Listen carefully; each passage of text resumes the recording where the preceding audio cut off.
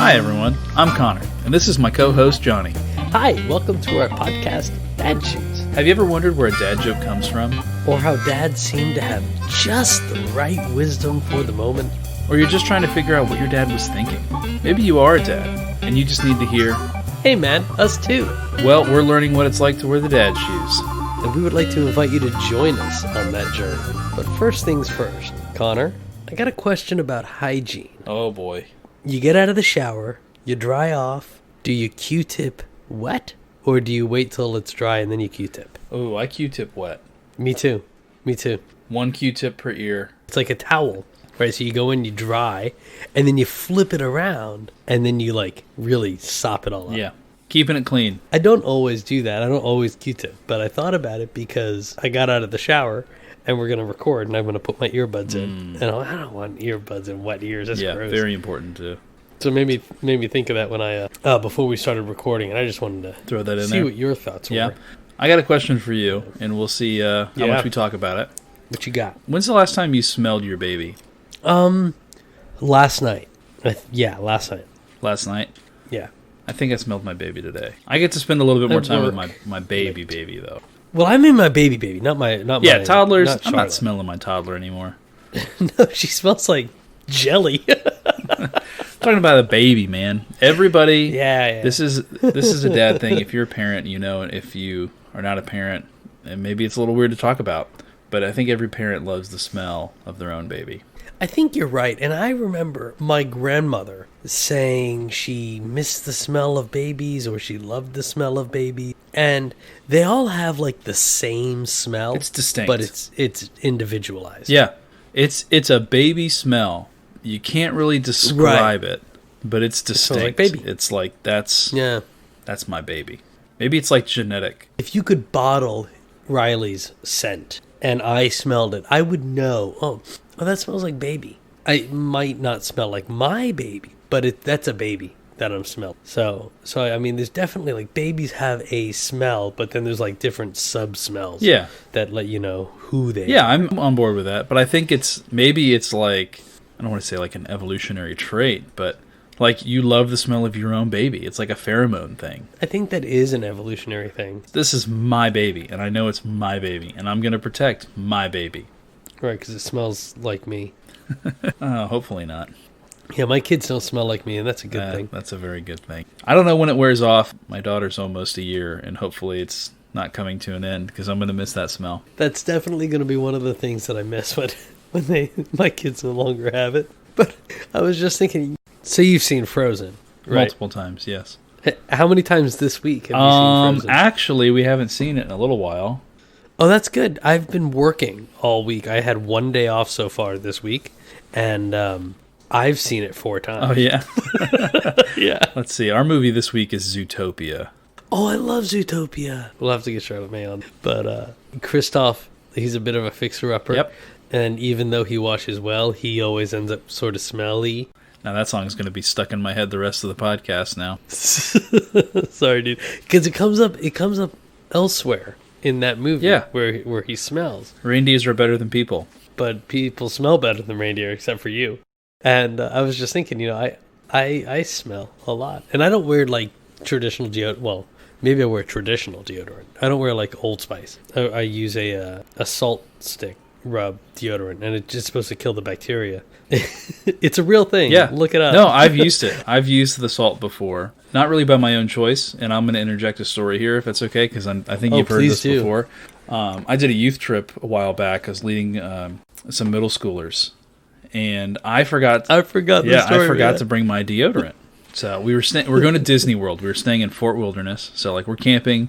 It is Florida. It's hot. But it was like February. It's so cold. It wasn't too bad. Like we left the tent open all night. It was awesome. But I forgot to bring my deodorant. So one of the other leaders, this really awesome dude who I hope to get on the podcast one day, named Phil, let me have some of his deodorant. He used that salt stuff too. Does he really? At least back then he did. This was years ago. I guess he does now. I bet he still does.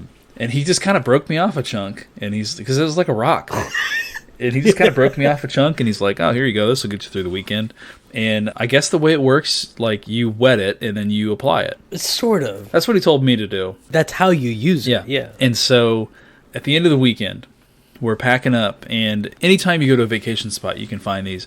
But it's these little, just boxes of rocks, like geodes. Maybe that's the wrong term, but it's like little stones that look geodes cool. Geodes are those rocks that you break open. Yeah, it's not like that, but maybe it's the insides of that. It's rocks that are colorful rocks, and they look cool. River stones. That's what this deodorant looked like. And as we're cleaning up for the end of the weekend, one of the middle schoolers found it. And he picked it up, and he's like, I guess trying to figure out what it is. One of the other students saw it, and he's like, "Oh, that's mine. I bought that. That's my rock. I bought that rock at one of those stations." And immediately the kid holding it is like, "No, I bought this. Like, I bought this rock. This is my rock." And they fought about it for a little while before I'm like, "Guys, that's my deodorant." It was kind of like, oh. That's so funny. Man, that's classic. I never think about that story until you said you use salt deodorant. And I was like, oh yeah, that's like a real thing. Does it come in what does it come in? What does it look like? I've had 3 of them over the course of several years. It's salt. It's a block of salt. You don't use it a lot. You just it goes away after a time. Really, the reasons I've had to replace mine most is because I drop it. That makes sense. The tube will break or the crystal itself will break. The one I have now is a cylinder, and it's about 3 inches of salt in like a 4.5-inch tube, and it works just like regular deodorant. You rinse it under water and you put it on. That's how you apply it. You can't use it during the day. Like if you just put it on in the middle of the day, it doesn't do anything because you've got bacteria that's already growing and dying and creating stinky smells, and that's how body odor works. So once you've washed and removed all of the bacteria and you put this on, it prevents it from going back. It takes longer for it to start to smell. And if you work inside, you don't sweat a ton, then it doesn't really matter. It doesn't matter what I wear, if it's antiperspirant or just deodorant or this stuff, I'm going to be sweaty and smelly at the end of the day. It's just the case. It's just the way it is, just by the nature of what I do for a living. So I just decided to use that as something. Yeah, I've always been an Old Spice man, through and through. I was for years. All through high school I used Old Spice, even when Axe came out. I never did Axe. I did Old Spice. They did have, I think I still have it, honestly, and I never touch it anymore, a can of Old Spice, like the spray-on deodorant. But I don't use it, so I use the stick, and if I need cologne, I'll use that. See, I don't use cologne. It's only for special occasions. Somebody gave me a can of Axe deodorant, and I used it, and I was, this is kind of cool. But it wasn't ever really my thing. I was never really into it. I don't like wearing cologne or aftershave. It's just perfume. You got to find the right one. I don't know what my wife wears. The one she wears occasionally is awesome, and it actually kind of just smells like baby powder. But it smells really good. And then there's one other, and I think it's Chanel No. 5. It's either Chanel or Tommy Hilfiger. Smells awesome. But I pull out the cologne for special occasions if we're going on a date and getting dressed up and doing the fancy thing. Normally it's just deodorant. I still use Old Spice because when I was in middle school, a girl told me she liked how Old Spice smelled, and I've used Old Spice for the rest of my life. A girl told you that she liked the way Old Spice smells, and you've worn Old Spice for 20 years. Yeah, that's about it. Brad Paisley said it best. We wear the pants, but they wear the skirt. They don't always wear the skirt. They can wear pants too, and men wear... It's metaphorical. Metaphorically speaking. Yeah. I mean, at the end of the day, I don't understand why there has to be a difference between people. I never knew that women could make less than men in the same job. I don't comprehend that. If you do the same work as me, we make the same money. Makes sense. Right? It just makes sense. Problem is that's not always the case. But yes, that makes absolutely perfect sense. I mean, I get the nuance, person A bargained for more than person B, and so person A makes more. I never understood that person A was just offered more to begin with. I just never understood that. My difference between people is how you act and behave. I wouldn't want to work with somebody who is just rude. So true. I could see offering them less money because I don't really want to work with you, but sure, you'll work with me for less money, then okay, I guess I'm getting a bargain here. I just will do my best to avoid you. I get that there have been social and racial inequities in the country for a long time, and I don't know how to address them and change them because I don't think they should exist. There shouldn't be a difference, even under the surface. It just doesn't make sense to me. If I look at somebody and I don't care where they're from, I don't care what they look like, I don't care what kind of clothes they have on, I will judge you by your car and I will judge you by the way you speak to me. But other than that, I don't care what color you are. You do you, man. Whatever. It's all good. I don't think there's anything wrong with that mentality. I think that's what people want. Getting everybody to that point has proven to be an issue. And I don't know why. Which brings me to another question that I have. How is the generation that fought for civil rights currently the generation suppressing civil rights? Like, I don't understand how the gears of government have moved so slow. We had this great civil rights movement in the 60s, right? That's 50 years ago now? That's 60 years ago. There have been 2 generations of kids born since the 60s, and we're still here. The people that marched, did this, were part of the civil rights movement, they had kids, right? Those kids grew up in the 70s and 80s, right? And then they had kids who are us, right? And now we're having. How is it that our kids are still living in a world where people aren't seen as the same? I just don't get it. This is going to be an episode we can just title John Doesn't Get It. I was going to call it Reindeers Are Better Than People. Reindeers are better than people. You know why? Because they run in circles. All reindeers are equal. Because all of them are equal. Except for Rudolph, man. That guy's a boss.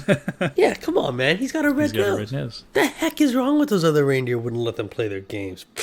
Wait, wasn't Reindeer Games like a Cold War movie? It was a reference that Tony Stark made. He called Loki Reindeer Games because he had the antlers. Technically those were antlers. Yeah, well, I wonder if that is also like double entendre. Reference to the antlers and reference to the war games, reindeer games. So you asked the question, how come the generation that fought for civil rights is now the generation suppressing civil rights? I think the question we want to ask is, how is this time period, how is this event going to change how we parent our children as to Caucasian families? Like, how are we going to make sure that our kids don't grow up to be jerks? Well, all right, let me put this out there. It's not the job of not white people to teach white people how to not be jerks, right? That's not their job. But if I've missed the mark here, let me know. Because I don't get it. I don't get why people should be different. We're all created equally, and we are all creations of God, and there you have it. I just don't get that. So I don't think that's going to change the way I raise my kids. I don't know if you have a different view. And if there are other people out there that do have a different view, again, I like to learn. I think because I know you and I know your personality and I've known you for a long time, I get where you're coming from when you say that people are equally capable to accomplish their goals. But I do think that we have seen that we're not necessarily all starting in the same place. I don't know how to fix it other than, putting the money where it needs to go educationally speaking. If a kid goes into an education, goes into school and gets the same education, right, and has the same benefits growing up, and we had a really great diverse high school. I mean, we had people from all over. I played soccer with a bunch of people from the Caribbean, right, from Haiti, from Cuba, from Colombia, all over. That's what we did at lunch. We played soccer. We had a lot of funding. We were a magnet program, so it's a little bit different. We were an art school. But if it was kind of flipped, where the people that needed the funding got the fund, like, my kids aren't going to have to worry about having a computer when they come home. I don't want them to do work on the computer, but if that's what's required, they'll have it. 3 blocks away, that's not quite the case. There might be 3 kids fighting over one. I will have that ability to make that for my kids. And I do my best, even in Facebook encounters, to gear my conversations, to gear my comments when it comes to things like race towards white people. Because I'm white. I know what it's like being white. Oh, so let me talk to you a little bit about culture, Connor, while we're talking about it. We have entered into an area of content creator specific to dadhood. I think what really this podcast was started for. To let dads know they're not... Right. Because, I mean, you and I, we were kind of, hey, man, I'm going to go through this thing. What you got for me? I'm 6 months behind you, but you know, we were kind of there together. We have our dad groups and hey, I need a hand with... But I found something that our British listeners may be aware of. It's an app. It's called Dad AF, and it's a social media app. And I think they need to expand from the UK, but you should get on there. Do you have a profile? I've already created Interesting. One. It's like Facebook, but for dads? Is it like Reddit? Is it like Instagram? Sort of. It seems like it's trying to be Facebook for dad. I mean, just looking at the homepage, right, for me, because I've already signed in. I've got Connect and Chat, Knowledge Center, and they spell center the British because it's British. Find support, help, and free stuff. I assume the free stuff, the like the Facebook marketplaces where you can, trade goods. Anyways, it's just a place for dads together and meet up and chat. And I was talking with somebody posted a debate. It was called Debate Time, and they were asking about disposable versus cloth diaper nappies. It's British, and I put my spiel about cloth. So it was great. Cool. Yeah, I'll have to check that out for sure. It's cool. So. I recommend Dad AF. Would you recommend it for non-dads? No. No. Well, I mean, if you're a mom, then I suppose, but it's for dads. I don't know. I feel weird when I go to, like, the mommy play date. You want to see something patronizing. Go to a mommy play date and be the only man. Ugh. It's not mommy play dates, but, it's like the mommies take the kids to the stroller walk. Yeah. It makes you feel weird. But anyways, I recommend it if you're a dad. It's got dad advice. If you're a stepdad, a foster dad, whatever. If you're just a parent, you're trying to figure out what the heck is going on, sure, hop on there. If not, probably not going to be relevant. Very true. Very true. But that's just what I got. Hey, my friend claims, you're not going to believe this. He claims that he's got a 3D printer that can print a gun. Well, I've heard about that. Yeah, I'm not impressed, though. I've had a Canon printer for years. That's funny. It's funny twice because it's like there's like the face value. Like I got a printer that prints cannons, right? But then there's like the dad joke funny. That's like, no, mine's a cannon printer. Yours is a gun printer. It's better. Mine's better at prints cannons. I don't really have any content. I got another little content here. You're an SNL fan, right? I'm an SNL fan. I think there were some dark years. So, are you a fan of Taran Killam? How about... Can I Google this person? You can. Killam? Let me see his face. Oh, yeah, that guy. He is like a professional at making people uncomfortable. He is. Do you like Kate McKinnon? I have to look who that person up is, too.